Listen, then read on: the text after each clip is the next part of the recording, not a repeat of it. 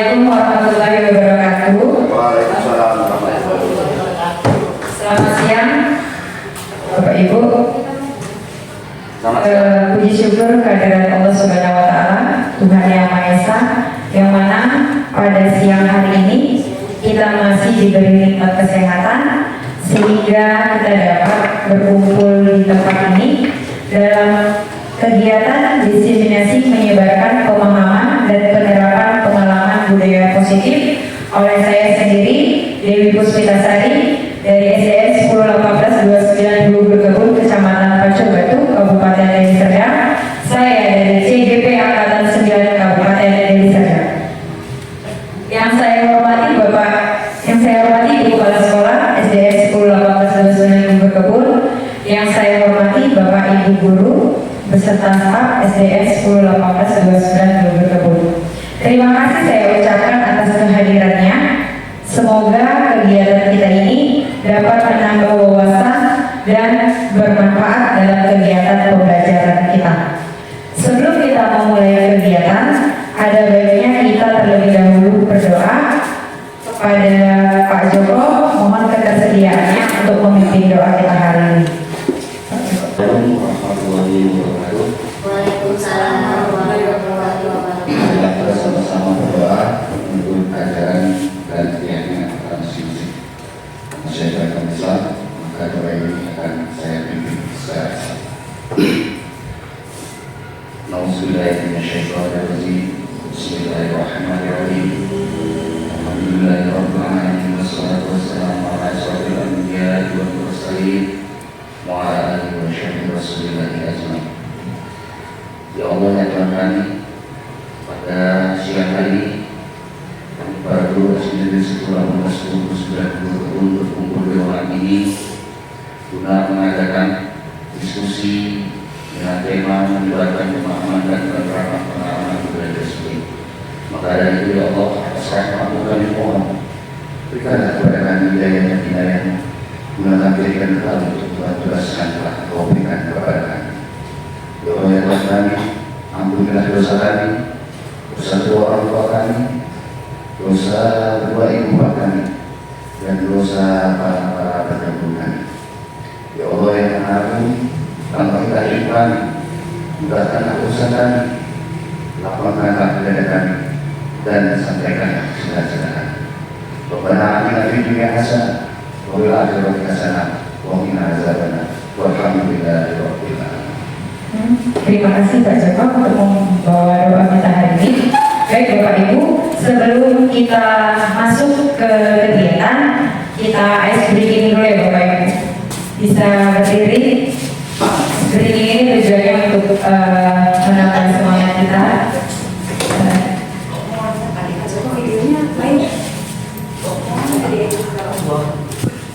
Jalan. Oke. Bisa dijalan. Makin. 1, 2,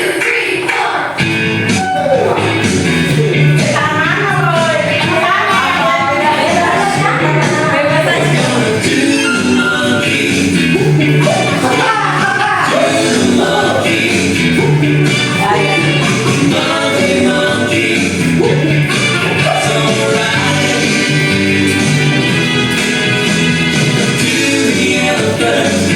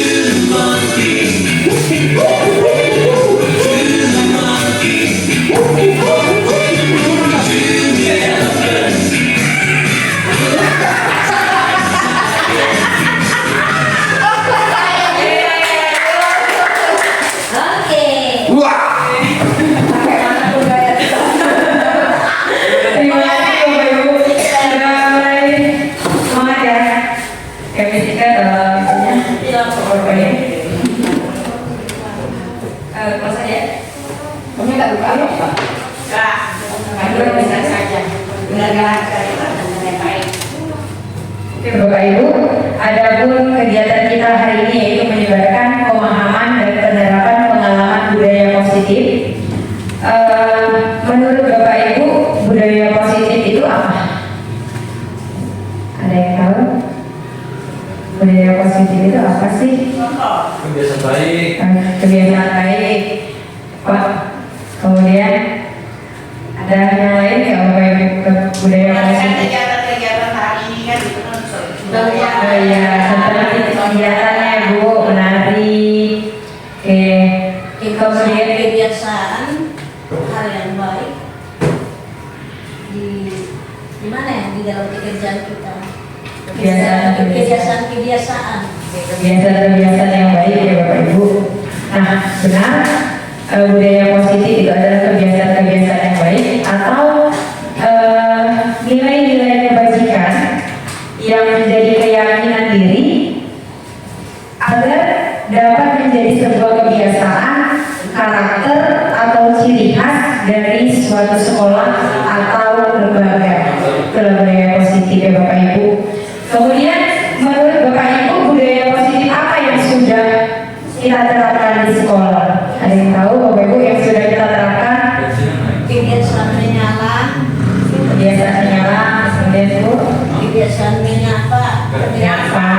5S 5S ya Pak, senyum, sapa, salam ya.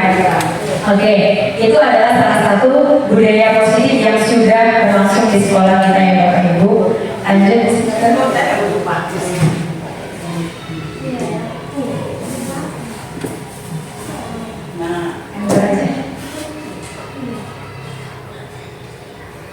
Nah, adapun konsep inti dari budaya positif yaitu perubahan paradigma belajar, kemudian disiplin positif, lalu nilai-nilai kebajikan, ada kebutuhan dasar, motivasi perilaku manusia, posisi kontrol guru, keyakinan kelas, dan segitiga restitusi. Nah, ini yang akan kita bahas selama kegiatan kita Bapak Ibu untuk menambah wawasan kita mengenai budaya positif. Lanjut Jessica.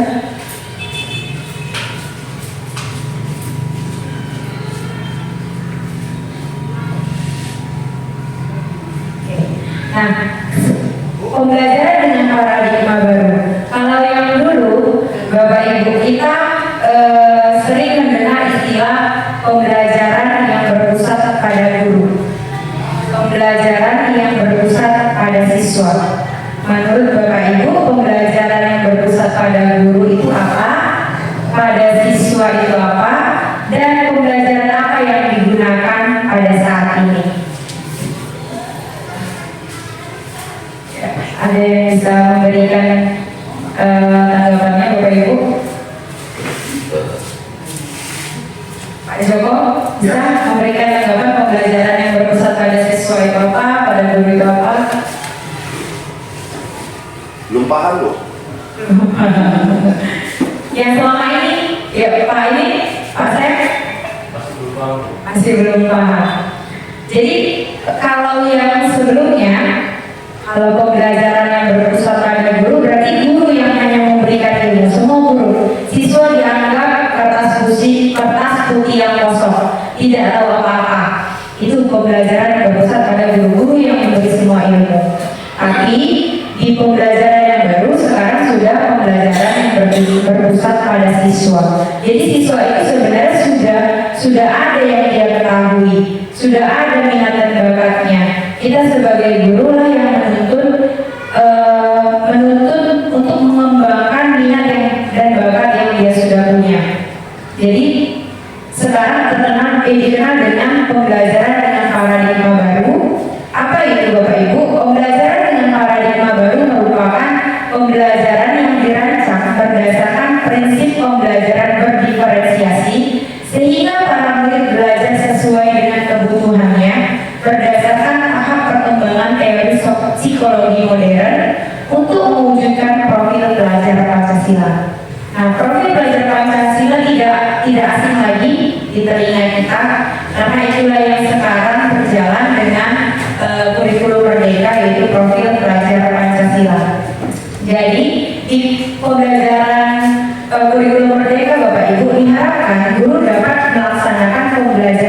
berdiferensiasi. Artinya, pembelajaran yang dirancang oleh guru sesuai dengan kebutuhan siswa kita.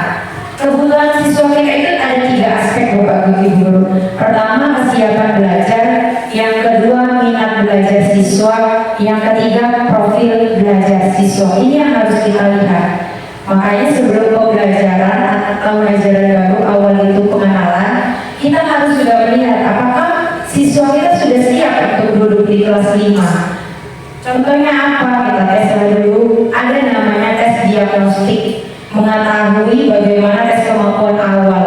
Apakah siswa sudah bisa baca? Kalau di kelas 5, saya melakukannya tes membaca. Kemudian yang kedua, tes perkalian, karena di kelas sebelumnya harusnya sudah hafal perkalian. Nah, kalau misalnya waktu kita tes ternyata ada yang belum hafal, kita bisa mengelompokkan berapa orang yang belum hafal. Kalau memang setengahnya, target kita yang harus kita suruh siswanya untuk menghafal dulu. Kemudian kebutuhan belajar ini harus kita petakan. Guru harus tahu agar pembelajaran diferensiasi dapat berlangsung, Bapak Ibu. Kalau kita tidak bisa tahu siswa kita itu dalam menggunakan gaya belajar apa, auditory, visual, atau kinestetik. Nah, bisa seharusnya dia hobinya bergerak ini, sering ribut, berarti dia kinestetik. Artinya dia akan belajarnya bisa aktif atau dia menarik kalau guru bisa merancang pembelajaran yang membuat dia itu bergerak. Ada siswa yang visual, dia dengan melihat aja sudah mau paham. Ada siswa yang kalau mendengar saja bisa paham.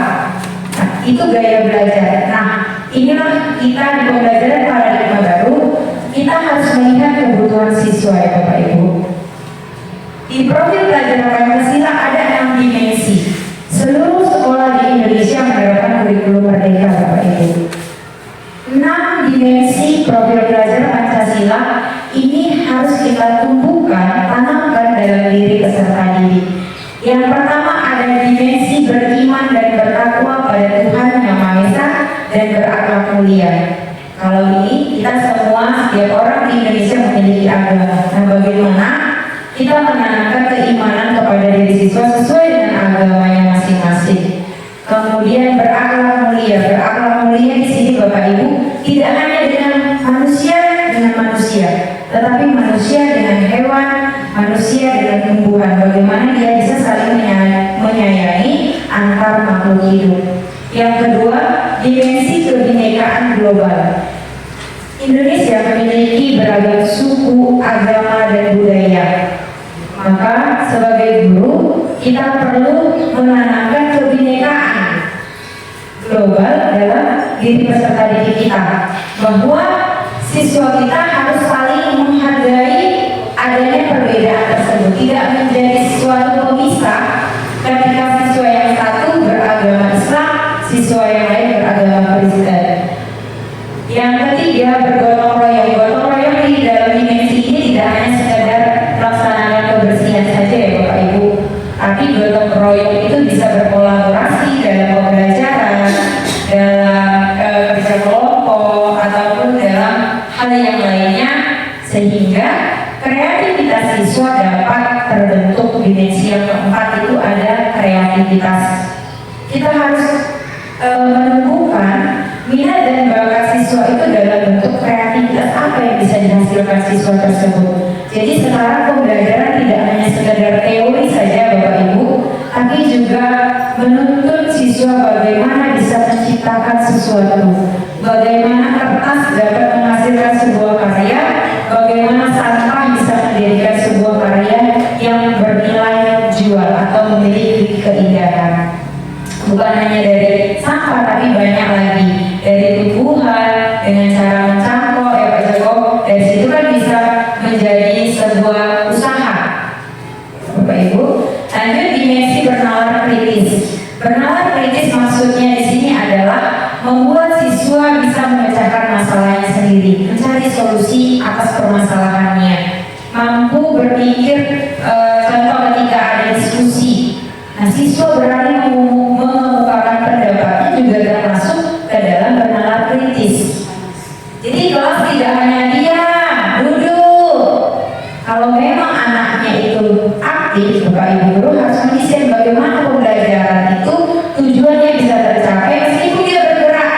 Kalau kelas 2 contoh penjumlahan, kalau memang nggak bisa tenang Bapak Ibu, suruh ke papan tulis mengerjakan penjumlahan.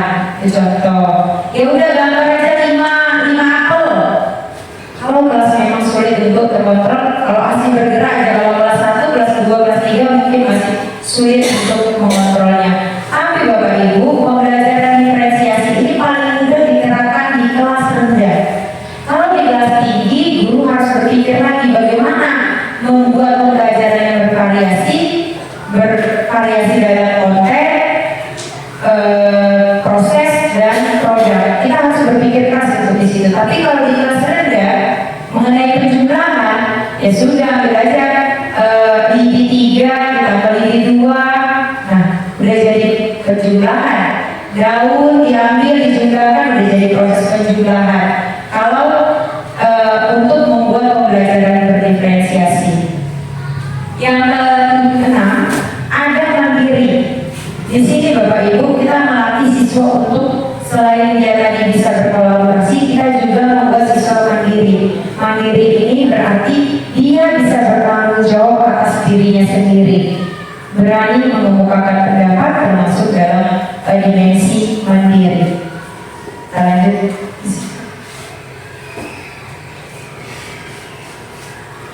Sering terjadi miskonsepsi tentang teori kontrol. Teori kontrol ini, ilusi yang pertama adalah guru mengontrol murid. Padahal sesungguhnya kita tidak bisa mengontrol murid Bapak Ibu, karena yang bisa mengontrol murid hanya dirinya sendiri. Kalau bisa, misal kita bilang datang tepat waktu, siswa harus datang tepat waktu. Dia melaksanakannya Bapak Ibu, tapi bisa juga dia nggak mau lah, biar aja terlambat, atau tugasnya dikerjakannya, tapi besok bisa nggak dikerjakannya. Kenapa? Tidak ada motivasi intrinsik dalam dirinya. Siswa tidak sadar. Jadi inilah yang menyebabkan ilusi guru mengontrol murid, padahal kita tidak bisa sesungguhnya mengontrol murid secara benar. Yang kedua ada ilusi bahwa kritik dan membuat rasa bersalah mampu menguatkan karakter. Kita mengkritik siswa, membuat dia merasa bersalah. Oke, pada saat itu siswa menyadari dia salah. Saya tahu saya salah. Saya tahu Bu, saya salah. Tapi kalau kritik itu terlalu dalam, terkadang kritik ini bisa membuat siswa itu semakin buruk Bapak Ibu, mentalnya semakin jatuh. Jadi bagaimana caranya kita supaya dia tidak semakin jatuh dari kesalahan yang dia buat? Kita harus melatih dia untuk bertanggung jawab, tidak hanya merasa bersalah, minta maaf ya Bu, ya besok nggak mengulangi lagi. Tapi hal-hal itu bisa terulang kembali jika tadi Bapak Ibu guru siswa tidak memiliki motivasi di dalam dirinya. Yang ketiga ada ilusi bahwa semua penguatan positif efektif dan bermanfaat. Penguatan positif salah satu usaha untuk mengontrol murid, betul. Tetapi kalau penguatan itu hilang, Bapak Ibu guru hari ini mengingatkan ulang, kamu harus begini. Oke, pada saat itu atau 2 hari 3 hari dia akan melakukannya. Tapi setelah kita lupa memberi penguatan tersebut, dia akan kembali kepada dirinya. Jadi lebih bagus bagaimana cara kita untuk si siswa itu mempunyai motivasi di dalam dirinya sendiri, sadar akan tanggung jawabnya. Ini hal-hal yang sering terjadi miskonsepsi tentang teori kontrol ya Bapak Ibu. Tenang ya Bapak Ibu, masih semangat? Boleh? Semangat? Nah, mengubah paradigma stimulus respon ke pendekatan teori kontrol. Kalau dulu sering kita dengar stimulus respon. Salah satu teorinya yang pertama bahwa kebutuhan kita itu sama kalau di teori stimulus respon. Padahal di teori kontrol kebutuhan kita berbeda. Ada yang butuh kasih sayang dari kita, ada yang butuh penguasaan diri, dia ingin diakui, ada yang butuh kebebasan. Nah, kebutuhan kita beda-beda Bapak Ibu, sedangkan orang dewasa saja berbeda ya Bapak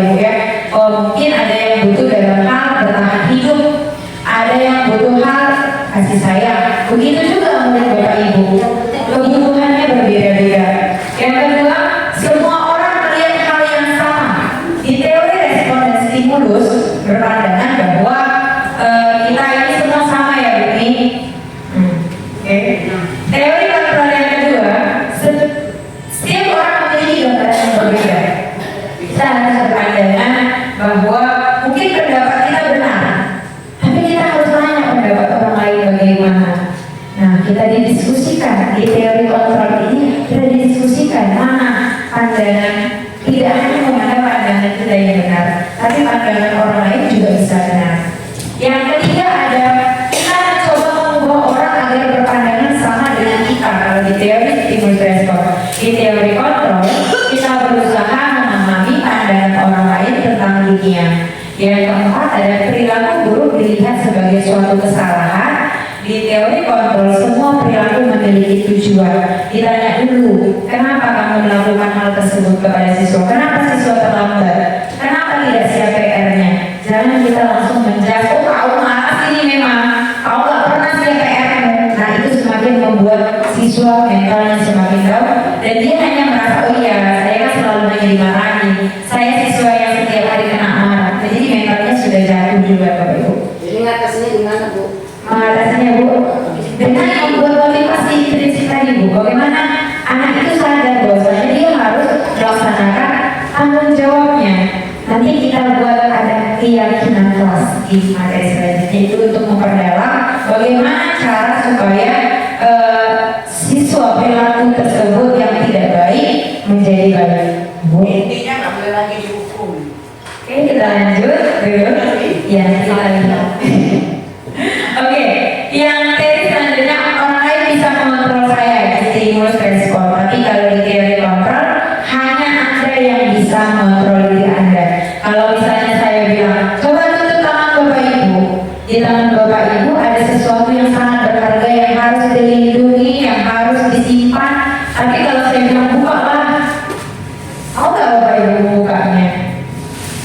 Kalau misalnya di genggaman tangan Bapak Ibu ini ada rahasia yang benar-benar harus disimpan, ayo buka lah, buka lah, mau buka? Iya, namanya rahasia yang harus kita simpan. Jadi siapa yang bisa membukanya? Ya diri kita sendiri, kita yang mengontrolnya. Ini yang berkaitan dengan teori kontrol. Yang kedua, yang selanjutnya Bapak Ibu, pemaksaan ada pada saat bujukan gagal. Jadi kalau bujukan kita membujuknya gagal, agar kita memaksa stimulus respon seperti itu. Tapi kalau di teori kontrol, kolaborasi dan konsensus menciptakan pilihan-pilihan baru. Dikasih pilihan. Kalau memang tidak bisa, ya ini ada pilihan. Kamu mau pilih yang mana? Kalau kamu memang sering dan terlambat, bagaimana solusinya? Apa pilih solusi yang kamu berikan? Bagaimana cara kamu mengatasinya supaya tidak terlambat lagi? Jadi untuk mengatasi ini kita dua-dua pakai itu gitu. Kita ke arah ke teori kontrol. Oh lebih banyak kita lihat. Iya. Kalau dulu stimulus respon. Mana sih kau bisa kayak gini? Nah kalau di stimulus respon, model berpikir itu menang kalah. Ada yang menang, ada yang kalah. Kalau di teori kontrol, model berpikir menang kalah. Meskipun dia salah, tidak melaksanakan tanggung jawabnya, tapi kita harus membuat dia merasa menang. Bagaimana? Ya kamu harus bertanggung jawab. Seandainya kamu datang terlambat, solusinya apa? Kemudian bagaimana caramu supaya tidak terulang lagi? Jadi misalnya ada konsekuensinya, ya sudah laksanakan. Dia tidak merasa dirinya seperti orang yang terus merasa bersalah. Ibaratnya dia sudah menebus kesalahannya. Gitu. Caranya begini, jangan nyala-nyalakan orang. Iya, jangan terlalu menyalahkan. Oke, Ada cara-cara jelek kan Bu? iya boleh. Itu membuat mental murid menjadi jatuh. Sama lah sama cucu Bapak Ibu juga, kalau terus dimarahin dia akan merasa mentalnya jatuh. Nah, disiplin positif Bapak Ibu. Disiplin positif itu apa sih? Sebelum kita masuk ke teorinya. Bu Hermida, menurut Ibu disiplin positif itu apa Bu Hermida? Disiplin positif yang peraturan yang positif yang harus dilakukan. Peraturan-peraturan yang positif yang harus dilakukan. Kalau Bu Supan, menurut Bu Supan disiplin positif itu apa Bu? Kita mengikuti peraturan yang berikut. Mengikuti peraturan yang sudah ditentukan. Benar jawaban Bapak Ibu. Jadi disiplin positif itu adalah peraturan atau nilai-nilai kebajikan yang sudah kita kesepakati ya Bapak Ibu untuk kita lakukan. Nah, di sini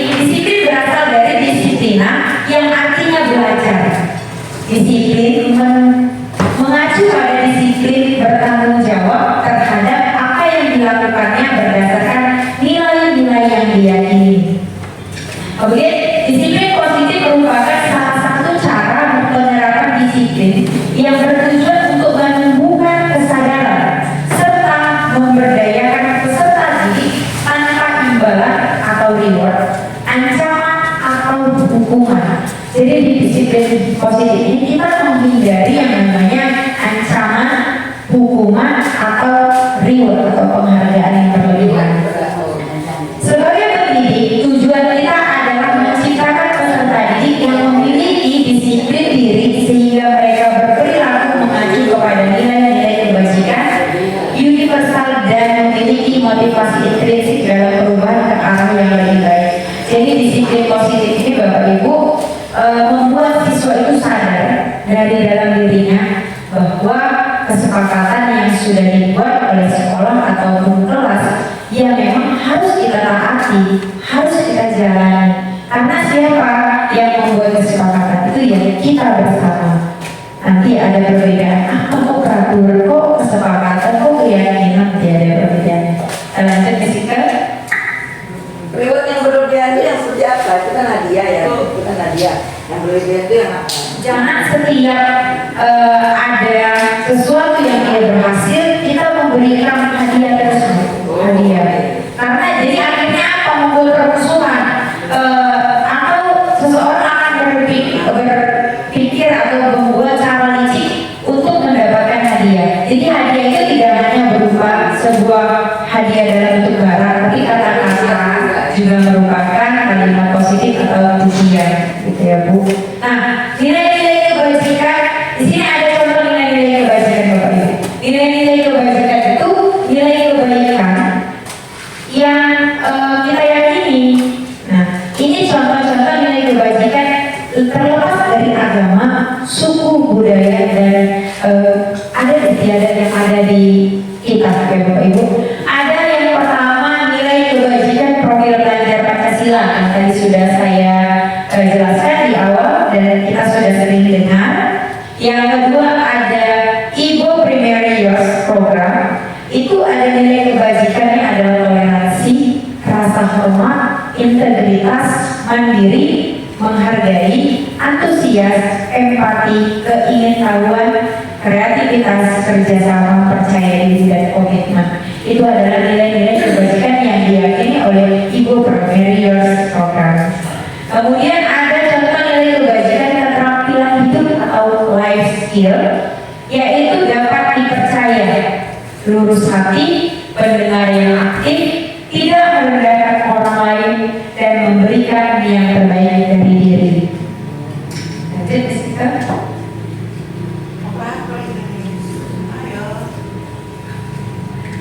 Ya, kebutuhan dasar manusia. Sekali lagi belum selesai menjelaskan diri.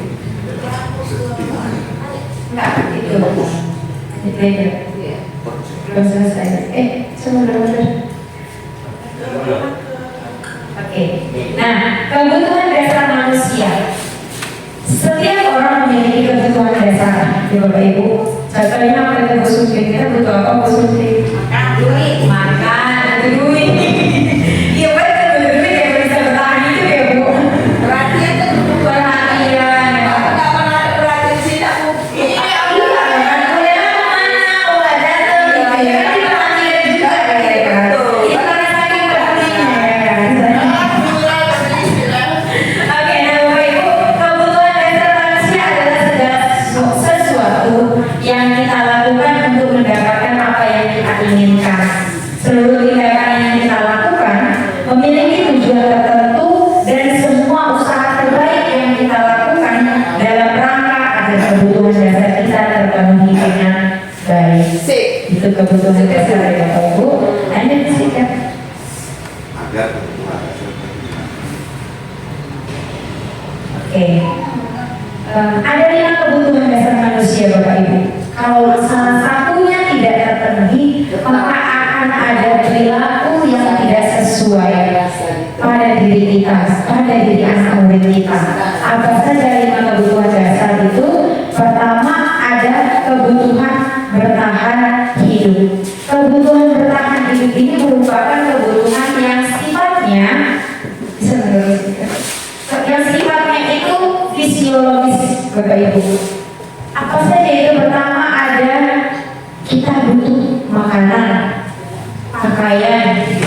tempat tinggal, keamanan dan kesehatan.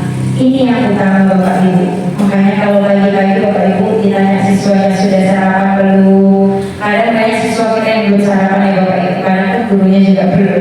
Kadang-kadang bisa kita siapkan juga itu Bu, atau kita kasih keluar dulu sebentar. Oh, iya. Makanya itu kan merupakan perhatian juga kan. Iya, boleh juga. Tadi kan. Iya, itu kebijakan. Jangan kita cuma tanya dia belum makan atau jam 9 nanti baru kita suruh keluar main. Mau pingsan kan ya? Kayaknya saya rasa kok saya tanya-tanya.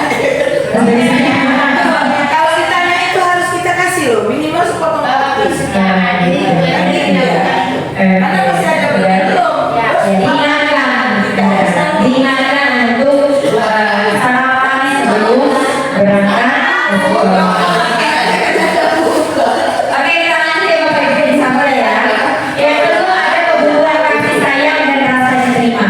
Kebutuhan ini merupakan sifatnya psikologi Bapak Ibu. Bagaimana di kebutuhan ini terkait dengan hubungan antara satu orang dengan orang lain. Antara guru dengan siswa, siswa dengan siswa, guru dengan guru. Nah, kalau kasih sayang dan rasa diterima, itu dia kebutuhannya itu seperti dia diterima. Diterima artinya kawannya itu mau, kalau murid kita kawannya itu mau berkawan dengan si A, contoh, tidak ada permusuhan. Kemudian dipedulikan, berbagi, kerjasama, menjadi bagian dalam kelompok. Kita harap ini ada dalam diri setiap murid kita. Kalau tidak, Bapak Ibu, inilah yang terjadi masalah sekarang, yaitu pembulian. Ya, ini. Jadi kita memang terkadang ada yang lebih unggul, dia merasa dia paling tinggi. Nah, ini kebutuhan penguasaan. Bagi siswa yang merasa dirinya itu dia pintar, dia cantik atau apa, dia memiliki rasa penguasaan Bapak Ibu. Nah, sifat yang kebutuhan yang seperti itu kita akomodasi, kita fasilitasi bagaimana penguasaan yang dia punya dapat tersalurkan dengan baik. Caranya bagaimana? Bisa dia kita suruh sebagai pemimpin kelompok. Ya Bapak Ibu, kita suruh dia sebagai pemimpin kelompok, atau dia sebagai orang yang menyiapkan kawan-kawannya dalam ketiga baris. Nah, itu bisa cara untuk mengontrol kebutuhan dasar penguasaan. Nah, contohnya dari kebutuhan dasar penguasaan ada harga diri, Bapak Ibu, keinginan untuk dianggap, memimpin, berprestasi, diakui dan didengar. Yang keempat ada kebutuhan dasar kebebasan. Kita bagaimana cara bisa bebas sementara kita ada jam-jam pelajaran yang mungkin akan terikat dengan waktu istirahat, ada waktunya. Kebebasan ini bisa kita berikan contoh ketika kita memberikan tugas kepada siswa guru ini, kita kasih dia waktu untuk berpikir. Nah, itu merupakan kebebasan. Atau ketika ada waktu kosong, boleh siswa dibawa ke perpustakaan membaca buku yang dia senang. Itu merupakan kebebasan juga Bapak Ibu. Atau disuruh memilih ketika membuat prakarya, kamu mau milih mau membuat apa yang kamu bisa, itu juga merupakan kebebasan. Kemudian ada kebutuhan dasar kesenangan. Setiap orang memiliki kebutuhan dasar senang. Senang ya Bapak Ibu. Kalau nggak senang ya kan sedih kalau mungkin ya. Nah, kesenangan ini dapat diperoleh dari bermain, humor, antusiasme dan tertawa. Pasti kita di kelas selalu memberikan kesenangan kepada murid kita. Nah, 5 kebutuhan dasar manusia ini harus kita lihat di dalam diri siswa kita. Apa yang siswa kita butuhkan? Lihat latar belakangnya Bapak Ibu. Oh, ternyata ibunya sudah bercerai dengan ayahnya. Maka otomatis dia kebutuhan apa yang harus kita penuhi Bapak Ibu? Kasih sayang ya Bapak Ibu. Meskipun mungkin tugasnya ada yang nggak selesai ya, kita harus bisa lihat lah kebutuhan. Kalau memang dia kira butuh kasih sayang, ya kasih perhatian lebih. Jangan lupa nanti PR dikerjakan sebelum pulang sekolah, kita ingatkan. Kalau bajunya kotor nanti cuci ya bajunya, biar 2 hari lagi bisa dipakai baju-bajunya. Seperti itu. Atau ditanya apa Bapak Ibu kasih sayang itu dia dapatkan di sekolah. Kemudian yang sering itu ya Bapak Ibu, kalau bertahan hidup kita rasa ya mudah-mudahan siswa kita semua terpenuhi kalau kebutuhan hidup. Rasa kasih sayang dan rasa diterima ini yang harus kita betul lihat Bapak Ibu. Jangan ada siswa kita yang sampai dibully karena tidak diterima oleh temannya. Oke Bapak Ibu.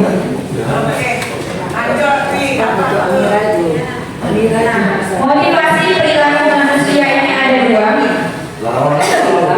Ada motivasi eksternal. Ya, ada motivasi eksternal.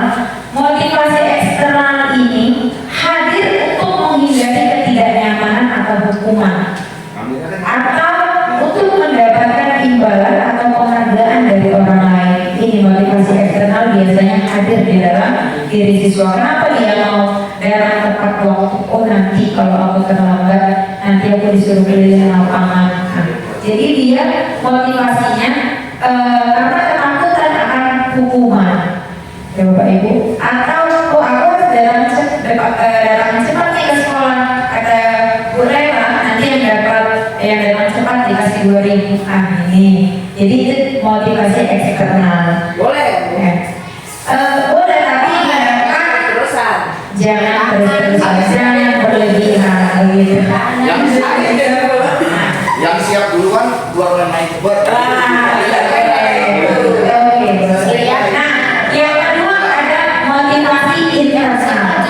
Motivasi internal ini untuk menjadi orang yang mereka inginkan, menghargai dirinya sendiri dan dengan nilai-nilai yang dipercaya. Jadi kita diharap, guru diharap dapat menumbuhkan motivasi internal dalam diri siswa Bapak Ibu. Itu yang memang tersulit, tapi itu bisa jika kita memang niat ingin menumbuhkan motivasi di dalam diri peserta didik agar dia sadar kewajibannya sebagai murid. Bagaimana caranya? Hindari hukuman dan pemberian penghargaan berlebihan agar meminimalisir motivasi eksternal dalam diri murid. Jadi kita harapkan motivasi intrinsiknya lebih kuat daripada motivasi eksternalnya. Begitu ya Bapak Ibu.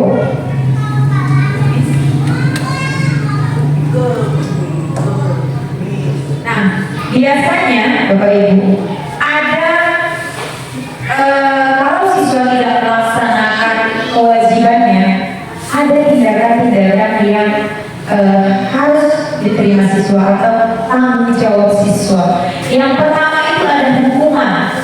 Hukuman ini bersifat tidak terencana, dadakan. Murid tidak tahu apa yang akan diberikan dan hanya bersifat satu arah. Kenapa? Hanya guru yang menentukan. Kenapa kau terlambat? Kenapa nggak siap PR? Lupa udah sana kau keliling lapangan. Hanya guru yang menentukan hukumannya. Kenapa? Dihindari Bapak Ibu. Dihindari. Karena itu sifatnya hukuman ini menyakiti siswa lama dan dia akan mengingatnya terus. Nah, bagaimana? Coba kita ke konsekuensi. Kalau ke konsekuensi terencana disepakati. Oke, kita buat kesepakatan. Kalau yang nggak siap PR, apa konsekuensinya? Biarkan siswa yang menyebutkan. Kemudian konsekuensi ini murid tetap, tapi meskipun ada konsekuensi murid tetap juga tidak nyaman. Oh iya, berarti nanti aku harus membersihkan kamar mandi karena nggak siap PR. Meskipun dia tahu itu konsekuensinya, tapi dia tetap tidak nyaman meskipun dalam jangka waktu yang pendek. Lalu sikap guru selalu memonitor murid karena dia tadi tidak siap PR-nya, konsekuensinya dia jalankan. Kita lihat melakukannya enggak ya? Nah, kalau misalnya gurunya tidak melihat, bisa jadi dia tidak akan melakukannya. Jadi gurunya harus memonitor murid. Nah, maka ada pilihan yang terakhir, ini pilihan yang terbaru Bapak Ibu cara mengatasinya yaitu dengan restitusi. Di mana di sini kita menciptakan kondisi bagi murid untuk memperbaiki kesalahan. Bagaimana caranya? Berkolaborasi, mengajarkan murid untuk mencari solusi sendiri. Dengan apa? Membuat keyakinan kelas. Bapak Ibu, keyakinan kelas siapa yang bersama murid yang berada di dalam kelas tersebut. Keyakinan sekolah juga ada Bapak Ibu. Siapa yang buat sekolah? Kepala sekolah, guru, orang tua murid, dan murid. Itu keyakinan sekolah. Kenapa kok nggak peraturan? Peraturan itu bersifat satu arah. Hanya sekolah saja yang buat. Sekolah yang menentukan harus A, B, C, D. Tapi kalau keyakinan kita sepakati, mau murid seperti apa yang kita cita-citakan dari sekolah ini? Oh, murid yang berkarakter sesuai dengan visi kita. Oh, murid yang cerdas. Oke, bagaimana cerdas bisa tercapai? Bagaimana karakter bisa tercapai? Ya dengan cara tindakan-tindakan yang sesuai dengan keyakinan sekolah yang sudah kita buat. Begitu, Bapak Ibu. Nah, ada 5 posisi kontrol guru. Pertama, pembuku. Kedua, membuat merasa bersalah. Ketiga, teman. 4, pemantau. 5, manajer. Dari 5 posisi kontrol guru ini, mana yang paling sering Bapak Ibu terapkan? Apakah sering menjadi pembuku, pembuat merasa bersalah, teman, pemantau, atau manajer? Mana yang paling sering Ibu suka lakukan? Gak apa-apa Bu, jujur saja. Nomor 1 aja lah. Nomor 1. Kalau saya nomor 1 sama pemantau. Pembuku dan pemantau. Bu Dela nomor berapa Bu? Teman. Bu Dela tipe yang teman Bu. Saya 3. 1 dan 3. Pembuku dan teman. Kalau Pak sering di posisi mana Pak? Nomor 1. Bu Aulia? Nomor 1. Bu Elina? Pemantauan. Pemantau. Ditengok terus ya. Oh, udah pelan-pelan belum ya? Di sini nomor berapa nih? Semua sini mati dulu ya. Ini nomor berapa? Ya gitu. 1, 3. Bu apa? Bu Romi? Apa teman aja. Teman ya. Oke. Iya, kalau teman bahasanya bantulah ibu. Nah, kita sering memang bantulah ibu. Kalau ada ibu, ya, ya benar. Iya. Oke, kita Ada loh. betul. Posisi ini memang bisa kita lakukan semua Bapak Ibu. Tapi posisi yang terbaik dari 5 adalah posisi manajer. Pernah kita lakukan memang pastilah. Namanya kita juga guru masih manusia ya Bapak Ibu. Tapi setelah ini diharapkan Bapak Ibu kita semua bisa menjadi posisi guru yang berada dalam manajer. Lanjut. Tapi kalau aku manajer. Nah, ini ada beberapa 5 posisi kontrol guru yang begini. Oke. Iya. Kasusnya adalah siswa sering datang terlambat. Nah, kalau buku biasanya langsung biru. Contoh, pernah ada bendera langsung saja. Keliling lapangan. Dulu ada. Bersih kamar mandi. Betul. Dulu kebanyakan betul benar. Nah, itu adalah contoh-contoh yang sering guru lakukan dalam posisi kontrol sebagai pembuku. Yang kedua, ada membuat merasa bersalah. Contohnya seperti ini. Berapa kali Bapak Ibu harus memberitahu kamu selalu saja mengecewakan ibu. Sakit hati ibu kalau buat gara-gara kamu CPS. Akhirnya anak merasa sedih. Guru marah ini, guru sedih ini. Nah, tapi itu menuju ke arah identitas gagal. Kenapa gagal? Dia merasa dirinya itu tidak baik Bapak Ibu. Dia terus merasa dirinya, aku gak bisa membahagiakan guruku ini. Aku selalu buat salah. Seperti itu. Oke, lanjut Jessica. Lanjut tuh. Nah, kalau posisi kontrol guru sebagai teman, nah ini sudah diucapkan Bu Deren. Ayo dong ikuti aturan sekolah, tolong bantu Bapak Ibu ya. Sekali ini aja. Tolong juga bantu Ibu, silakan dulu Bunga. Iya kan? Tapi kan ada lagi apa sama kita jadi enak ya. Ya sudah, kalau dia buat salah dia udah nggak apa-apa. Lain kali jangan sampai berbuat seperti itu lagi. Bahasa yang sering kita bilang ke murid ya Bapak Ibu. Nah kalau pemantau, kamu sudah melanggar peraturan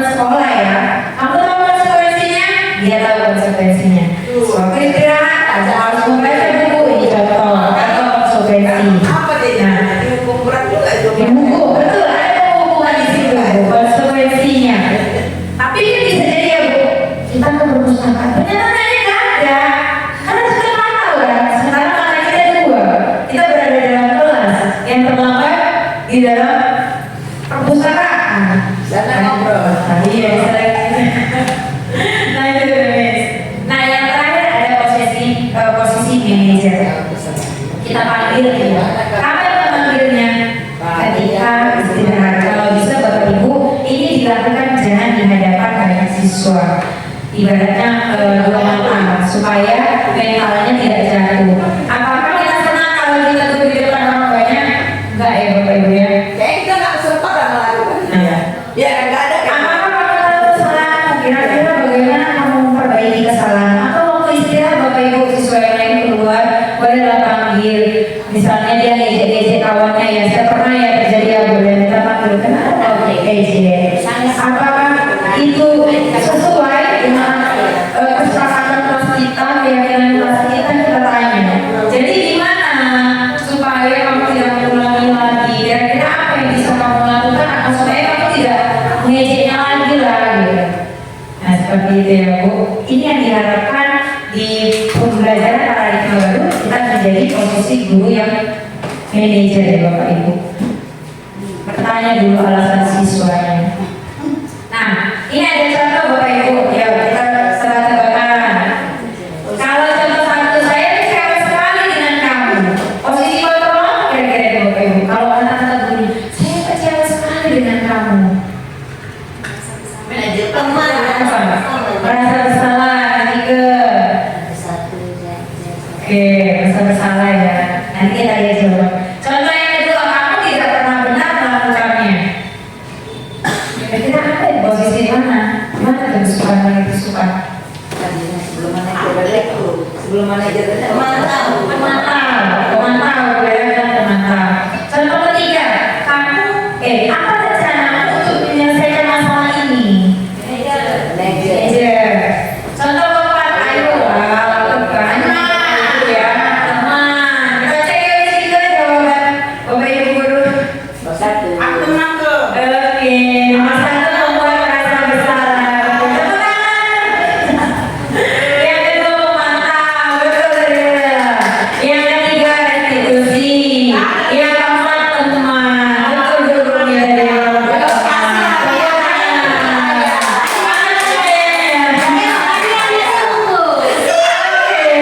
Kita lanjut.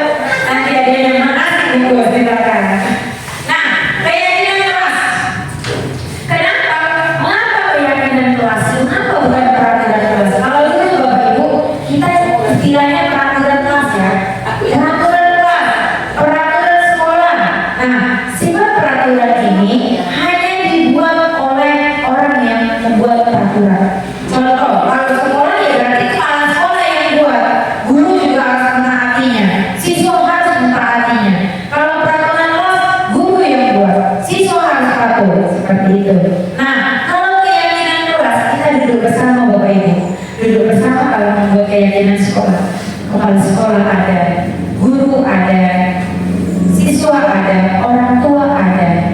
Itu tadi. Bagaimana cita-cita murid yang kita impikan dari sekolah ini? Oh, murid yang berkarakter sesuai dengan visi kita. Murid yang cerdas, murid yang berwawasan global, murid yang terampil. Nah, visi itu harus kita gunakan dalam keyakinan sekolah yang akan kita buat. Siapa yang mentaati keyakinan sekolah? Kita semua, kepala sekolah, Bapak Ibu guru, murid, dan orang tua siswa. Orang tua siswa sudah tahu maksudnya 715 ketika pembuatan keyakinan sekolah. Ya berarti harus mengantarkan anaknya sebelum waktu 715. Jadi orang tua tahu, oh berpakaian rapi sesuai hari. Orang tua juga harus tahu keyakinan sekolah tersebut supaya ketika jam olahraga anaknya mama besok olahraga ya. Mamanya nggak lupa cuci bajunya. Sering ya Bapak Ibu, kenapa kalau nggak pakai baju olahraga? Basah, belum dicuci Bu, belum dicuci Miss, belum dicuci Pak. Kenapa? Karena orang tuanya tidak tahu jadwal anaknya, tidak tahu kapan jam olahraga anaknya. Itu sering terjadi Bapak Ibu. Jadi nanti coba kita membuat keyakinan sekolah kita. Nah, keyakinan kelas bisa dimulai Bapak Ibu. Keyakinan kelas bisa dibuat di kelas masing-masing. Ya kita buat keyakinan kelas. Apa itu Bu keyakinan kelas? Mungkin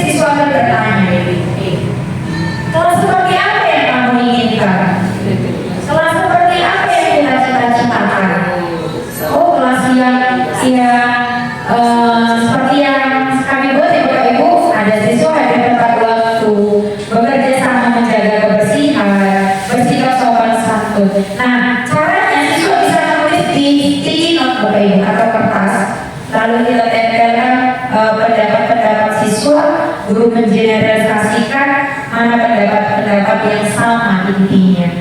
Itu keyakinan kelas bisa kita buat. Lanjut, Miss.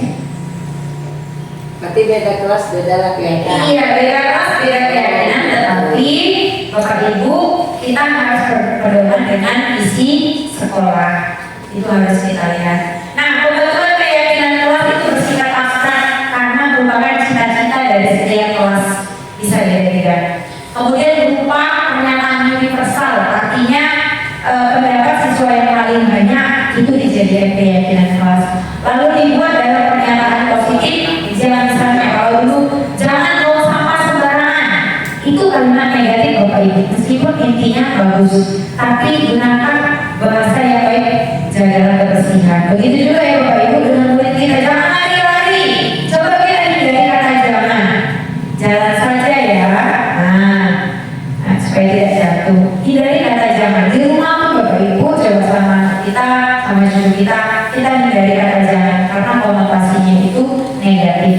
Lebih bagus menggunakan kata-kata yang positif. Jalan aja ya. Nah, Tapi lebih ada tugas jangan ya. Jadi langsung dia sudah terbiasa ya Bu. Iya, karena sudah terbiasa ya seperti itu. mungkin bisa terulang kali ya.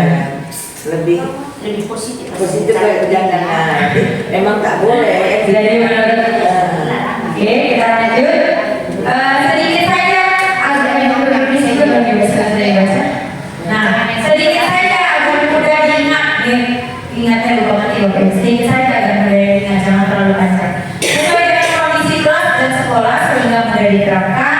Yang terakhir, semua warga sekolah atau warga kelas dilibatkan saat membuat kegiatan kelas. Lanjut juga.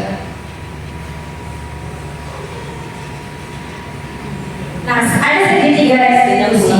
Segitiga restitusi ini Bapak Ibu adalah suatu proses dialog yang dijalankan oleh guru agar dapat menghasilkan murid yang mandiri dan bertanggung jawab. Lanjut. Ikatan ini.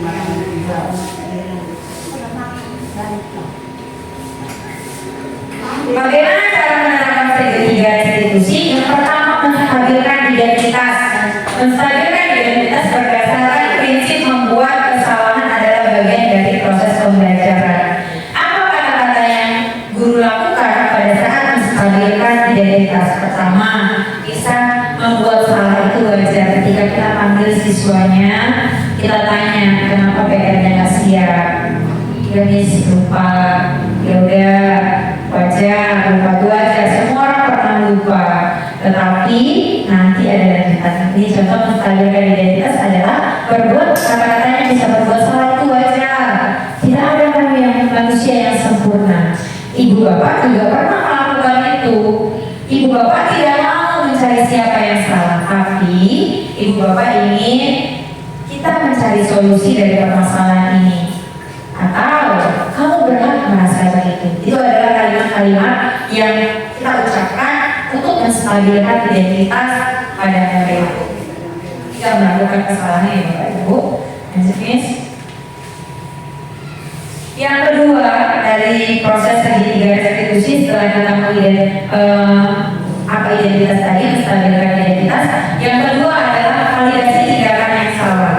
Berdasarkan prinsip setiap perilaku berupaya memenuhi suatu kebutuhan tertentu. Nah, ada pun kalimat yang bisa kita ucapkan kepada siswa yaitu kamu pasti punya alasan mengapa melakukan hal itu ya. Padahal kamu bisa melakukan yang lebih buruk dari ini. Atau kamu patut bangga karena telah melindungi sesuatu yang penting bagimu. Atau kamu melakukannya karena mempertahankan sesuatu yang penting bagimu. Ini adalah kalimat-kalimat yang bisa kita ucapkan ketika kita validasi tindakan yang salah. Intinya Bapak Ibu, kita bertanya kenapa kok nggak siap PR-nya? Kenapa kok kamu sepertinya tidak semangat belajar? Gitu ya Bumi. Ya. Oke, lanjut. Nah, ada menanyakan keyakinan. Menanyakan keyakinan ini berdasarkan prinsip teori kontrol bahwa pada dasarnya kita termotivasi secara intrinsik. Yaitu kalimat yang bisa kita ucapkan kepada siswa, yaitu keyakinan kelas kita apa? Kita ingatkan kembali Bapak Ibu. Setelah kita menstabilkan identitas, kita melakukan validasi tindakan yang salah, kita ingatkan dia keyakinan kelas yang sudah kita buat. Lalu nilai-nilai apa yang telah disepakati bersama? Nah, kita ingatkan kembali, kan kita sudah sepakat mengerjakan tugas tepat waktu. Kok kamu tidak melaksanakannya? Kenapa alasannya tadi? Coba Ibu ditanya alasan. Jangan kita langsung mengukur siswa, tanya alasannya. Kemudian kamu ingin menjadi orang yang seperti apa? Setelah dia kasih tahu alasannya, Bapak Ibu, kita tanyakan keyakinan kelasnya, kelas apakah dia merasa keyakinan kelas itu dilakukannya atau tidak. Lalu tanya solusinya, bagaimana cara kamu memperbaiki ini? Bagaimana caranya supaya kamu mengerjakan tugas tepat waktu? Tapi dilihat Bapak Ibu, solusi yang dia berikan jangan membuat dia itu jangan seperti hukuman, tapi lebih mengarah oke, dia akan melakukan perubahan itu. Contoh, kalau dia lupa tugas katanya, ya dia buat catatan kecil di buku ya Bapak Ibu. Pasti Bapak Ibu pernah melakukan. Buat catatan kecil, PR hari ini apa, begitu. Nanti malam-malam kalau periksa PR-nya apa di buku kecilmu, pasti kan kamu ingat. Nah itu bisa contoh salah satu solusi yang diucapkan murid itu, contohnya Bapak Ibu. Lanjut ke situ.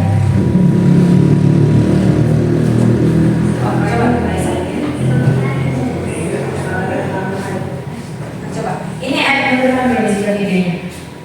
Itu udah. Ini adalah contoh penerapan segitiga institusi yang saya lakukan.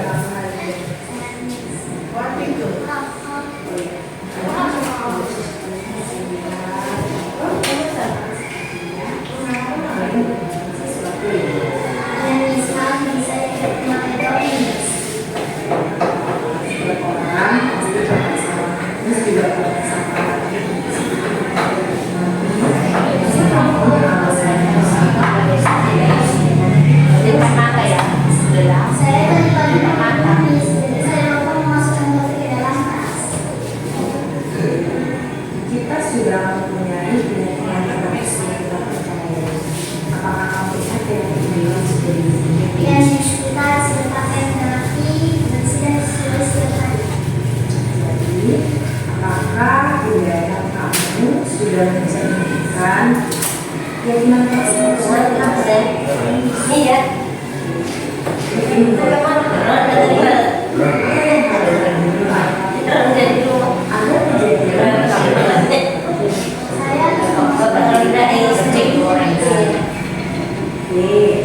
apakah doa ini saja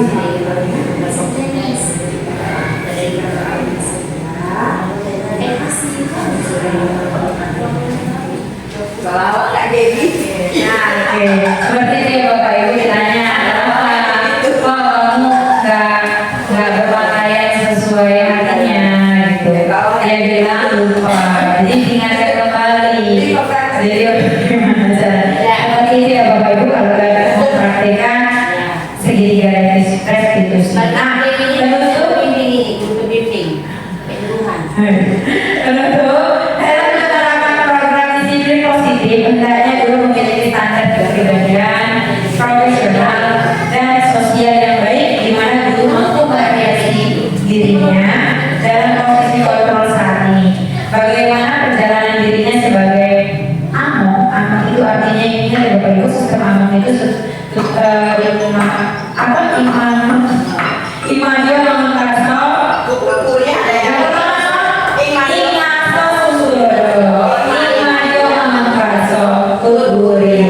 yang itu harus ada di dalam diri kita agar kita dapat menuntut murid-murid kita menjadi insan yang mandiri, merdeka, dan bertanggung jawab. Oke, sampai sini Bapak Ibu ada yang ingin bertanya? Oke, bertanya. Kemudian Jangan lupa ya mulai Ada tadi. yang bertanya? Contoh alasannya itu. Ya, Pak Seth. Baiklah, terima kasih kepada narasumber kami. Siapa Bu? Kepada narasumber kami, Ibu Dewi Puspitasari. Kami sangat berterima kasih kepada Ibu atas sumber atau arahan yang disampaikan sungguh membuka wawasan kami, di mana kami menemukan hal-hal yang baru dari yang tidak kami ketahui, sehingga wawasan kami bertambah. Jadi dari penjelasan tadi ada beberapa hal yang kami tangkap, yaitu tentang pertama tentang keyakinan kelas ya. Selama ini yang kami tahu adalah peraturan kelas. Mungkin karena ada paradigma baru, dipakailah keyakinan kelas. Oke. Jadi dari keyakinan kelas itu pasti manusia tidak luput dari salah. Jadi pasti ada kesalahan sehingga yang melakukan kesalahan kelas, sehingga metode yang terbaru dari paradigma baru ini adalah ada namanya restitusi. Selama ini pemahaman kami yang melanggar peraturan kelas atau keyakinan kelas adalah metodenya adalah memberi hukuman konsekuensi. Dan baru muncullah ini kami tahu restitusi. Mungkin selama ini kami nggak melakukan restitusi, tapi nggak tahu ini kan restitusi apa tidak. Pertanyaan saya adalah dari video ibu menyampaikan restitusi tadi, memang sangat anak siswa yang melakukan pelanggaran itu sepertinya dia nyaman. Ibaratnya dia jujur melakukan pelanggaran. Jadi maksud saya, apakah setiap siswa yang melakukan kesalahan di dalam restitusi, apakah ada hukuman atau konsekuensi? Itu aja. Terima kasih Pak Ustaz atas pertanyaannya. Oke. Pertanyaannya, apakah setiap siswa melakukan kesalahan adakah hukuman atau konsekuensi pada restitusi? Tidak, Pak. Di restitusi tidak ada istilah hukuman dan konsekuensi. Jadi bagaimana nanti anak mengulangi kesalahan lagi? Kan kita bahkan berpikir seperti itu ya Bapak Ibu. Saya juga awalnya sebelum mendapatkan pembelajaran ini saya pikir mana mungkin, kok bisa? Tapi kita mulai yang meyakini diri kita bahwa setelah kita melakukan menstabilkan identitas, kemudian memvalidasi tindakan siswa yang salah, siswa berkata jujur, lalu terakhir adalah menanyakan keyakinan. Jadi kan kita sudah ada keyakinan kelas. Seandainya itu yang kita cita-citakan. Jadi kita harap cita-cita kita ini bisa terwujud. Seandainya siswa melanggar keyakinan kelas, apakah ada hukuman atau konsekuensi? Tidak. Jadi biarkan siswa yang membuat, kalau dia misalnya tidak mengerjakan tugas tepat waktu, kita suruh dia berpikir memecahkan masalahnya. Bagaimana cara kamu supaya kamu bisa mengerjakan tugas tepat waktu? Dia kan bilang pasti dia buka buku, buka buku malam sebelum tidur dibuka. Oke, kita menguatkan solusi yang dia sebutkan Pak. Kita buatkan solusi yang dia kasih ke kita. Oke, kalau begitu sekali lagi jika ada PR, kamu lakukan itu. Atau setiap hari sebelum kamu tidur, kamu buka dulu bukumu, kamu buka lihat ada PR atau tidak. Jadi kita di restitusi ini melatih siswa untuk memecahkan masalahnya sendiri. Kalau dia datang terlambat, harusnya datangnya jam berapa? Paling lama 7.15. Jadi bagaimana caranya supaya kamu bangunnya 7.15? Kalau tidak terlambat 7.15, biarkan dia yang berpikir. Gimana caranya supaya kau datang tepat waktu 7.15 sampai di sekolah? Dia akan bilang bangunnya lebih cepat. Pasti seperti itu. Lakukan bangunnya itu lebih cepat agar kamu bisa tepat waktu. Jangan cuma dibilang, jangan hanya fokus ke orang tua membangunkan, tapi kamu sadar kamu harus datang tepat waktu ke sekolah. Lakukan yang kamu bilang. Seperti itu Pak. Kita guru ini bertanya kepada dia solusinya seperti apa dan menguatkan solusi itu untuk dilakukan, sehingga motivasi dalam diri itu ada, tidak dari luar. Itu harapan kita di posisi kita melaksanakan restitusi ini Pak. Gitu Pak. Ya Bu, saya sangat jelas sangat dengan penjelasan dari Ibu. Terima kasih. Terima kasih ya Pak Serek atas pertanyaannya. Ada lagi Bapak Ibu? Guru Umi, apa pertanyaannya Umi? apa perbedaan keyakinan kelas sama peraturan? Oke. Perbedaan peraturan dan keyakinan. Peraturan kelas itu Umi, guru aja yang buat. Guru yang membuat peraturan itu. Kata harus tepat waktu. Contoh, samanya. Tetapi siswa tidak terlibat dalam membuat keputusan itu. Nah, kalau keyakinan kelas, kita berpedoman dari visi sekolah, udah dari visi sekolah, baru kesepakatan atau keyakinan sekolah kita turunkan menjadi keyakinan kelas. Siapa yang buat guru bersama murid? Tapi dari sebelum membuat itu kita harus ya beritahu lah bagaimana contoh-contoh keyakinan kelas itu. Nah, peraturan kita harus datang tepat waktu. Kira-kira di kelas kita perlu nggak keyakinan kelas datang tepat waktu itu kita buat juga. Nanti siswa bilang, oh iya Bu, perlu Bu. Terus apa lagi? Kelas seperti apa yang kamu impikan? Kelas yang menyenangkan, seperti itu. Itu kita tulis jika itu memang kesepakatan dari banyak siswa. Gitu.